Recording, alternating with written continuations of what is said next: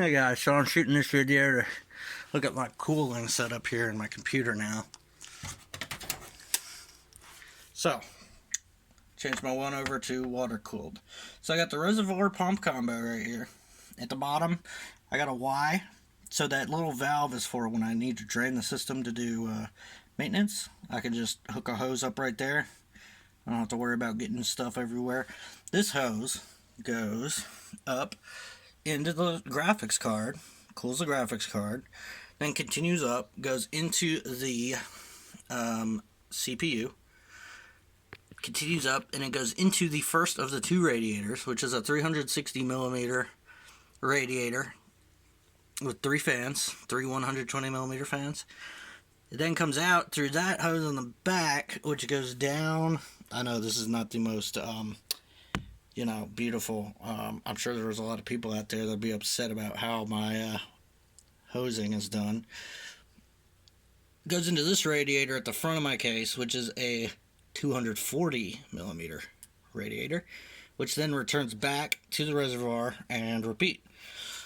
Now I also set up my fans and the water pump in such a way that I don't have to have my computer running to operate them. So what I did is I got this smart plug over here, and I can turn it on and off from my phone, and basically it has a adapter that goes to my fans and water pump. So now I do have to have this on, otherwise my computer won't start, because it'll error out with no CPU fan and it won't turn on.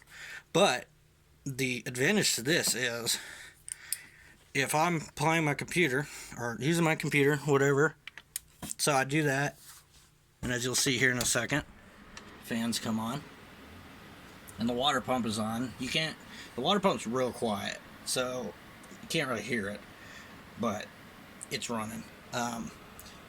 So it is actually completely cooling right now, as it would while the system is running. So really, I can cool it down much faster than if it was just air cooled and the fans shut off, because I can leave this running for a couple minutes after.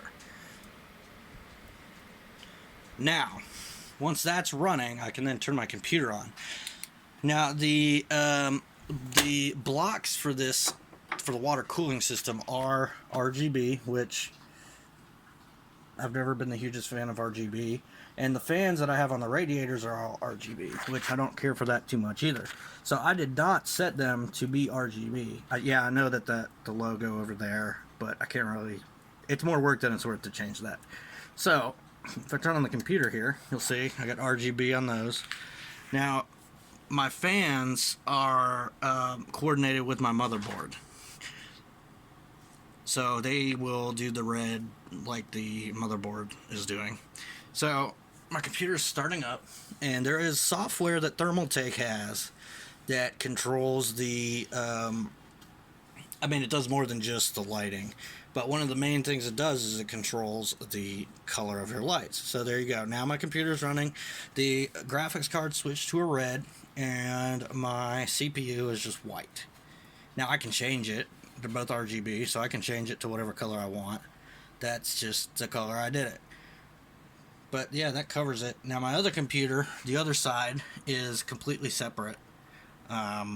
It is not hooked up to this water loop at all, so it just runs on its own like it did before, and I've never had a problem out of it, except for when I needed to redo my thermal paste. But that's a totally different discussion.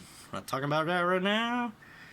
But see, the other thing you can do if you're not careful now that it's running is I can actually go over here and I can kill my water cooling. And I don't know if you could hear, but all my fans have stopped now, or they're in the process of stopping. See, so now if I left it like that, eventually my computer would shut down.